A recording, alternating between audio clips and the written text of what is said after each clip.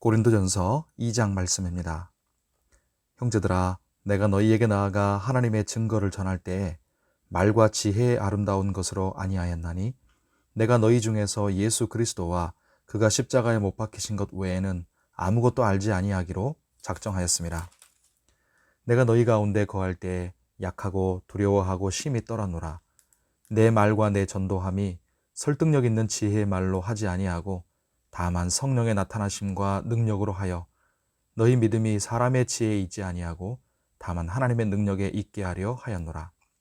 그러나 우리가 온전한 자들 중에서는 지혜를 말하노니 이는 이 세상의 지혜가 아니요 또 이 세상에서 없어질 통치자들의 지혜도 아니요 오직 은밀한 가운데 있는 하나님의 지혜를 말하는 것으로서 곧 감추어졌던 것인데 하나님이 우리의 영광을 위하여 만세전에 미리 정하신 것이라. 이 지혜는 이 세대의 통치자들이 한 사람도 알지 못하였나니 만일 알았더라면 영광의 주를 십자가에 못 박지 아니하였으리라.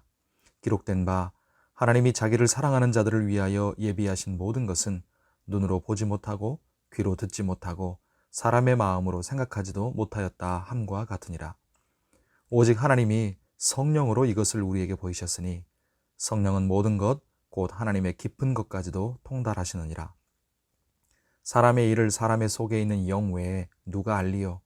이와 같이 하나님의 일도 하나님의 영 외에는 아무도 알지 못하느니라. 우리가 세상의 영을 받지 아니하고 오직 하나님으로부터 온 영을 받았으니 이는 우리로 하여금 하나님께서 우리에게 은혜로 주신 것들을 알게 하려 하심이라. 우리가 이것을 말하거니와 사람의 지혜가 가르친 말로 아니하고 오직 성령께서 가르치신 것으로 하니 영적인 일은 영적인 것으로 분별하느니라. 육에 속한 사람은 하나님의 성령의 일들을 받지 아니하나니 이는 그것들이 그에게는 어리석게 보임이요 또 그는 그것들을 알 수도 없나니 그러한 일은 영적으로 분별되기 때문이라. 신령한 자는 모든 것을 판단하나 자기는 아무에게도 판단을 받지 아니하느니라. 누가 주의 마음을 알아서 주를 가르치겠느냐? 그러나 우리가 그리스도의 마음을 가졌느니라. 아멘. 오늘 기도하는 우리에게 하나님의 은혜가 함께 하시기를 바랍니다. 1장에서 표적과 지혜를 추구하는 세상에 대해 하나님이 보이신 능력과 지혜는 십자가에도 십자가에 못 박히신 그리스도라 했습니다. 이 십자가에도 예수의 복음만이 사람을 살리고 교회를 하나 되게 하며 세상을 구원하는 유일한 하나님의 능력이요 지혜입니다. 그런데 이렇게 구원의 유일한 능력이요 지혜인 십자가에도 복음이 있는데 왜 사람들과 세상은 여전히 바뀌지 않고 있는 것일까요? 근본적으로는 인간과 이 세상이 하나님을 떠나 타락하여 죄의 본성으로 살아가기 때문입니다. 그로 인해서 십자가에도 이 복음이 한 사람의 삶에 온전히 역사하는 것을 방해하는 장애물들이 너무나도 많습니다. 첫째로는 전하는 사람의 문제입니다. 복음을 전하는 사람이 아예 전하지 않거나 또는 거짓을 전하거나 전하더라도 사람의 말과 설득력 있는 지혜로 하려고 하면 복음은 역사하지 않고 하나님의 능력도 나타나지 않습니다. 그래서 바울은 2절에 예수 그리스도와 그가 십자가에 못 박히신 것 외에는 아무것도 알지 않기로 작정했다고 말하고요. 또 4절에 사람의 설득력 있는 지혜의 말로 하지 않고 오직 성령의 나타나심과 능력으로만 하겠다고 결심합니다. 둘째로 받는 사람의 문제가 있습니다.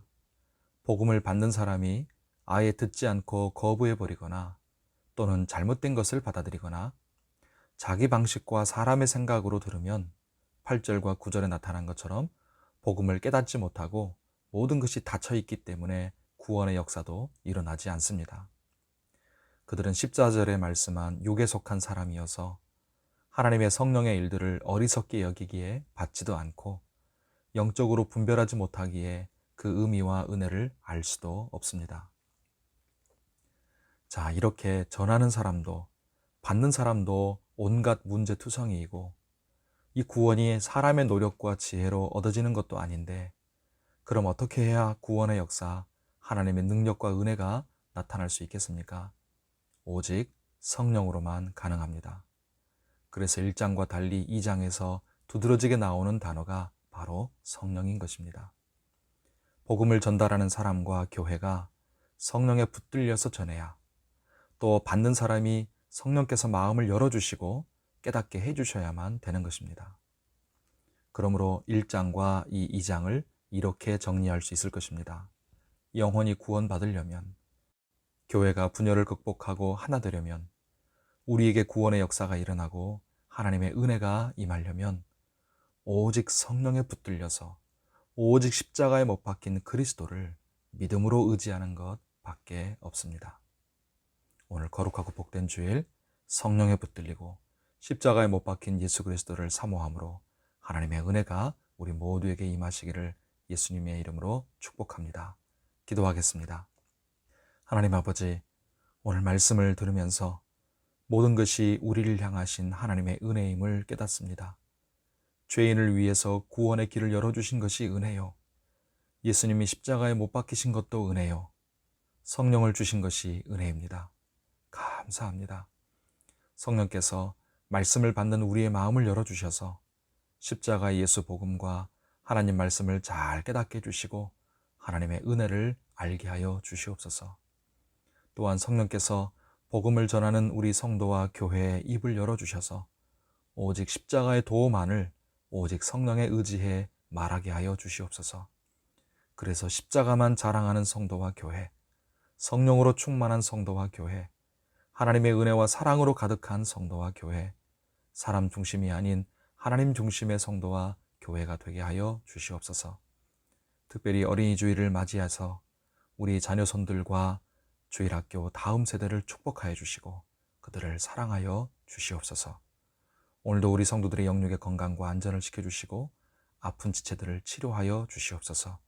간절히 우리가 믿음으로 주님 앞에 나아갈 때 기도하는 우리의 기도를 들으시고 선한 응답과 은혜를 내려 주시옵소서. 예수님의 이름으로 기도하옵나이다. 아멘.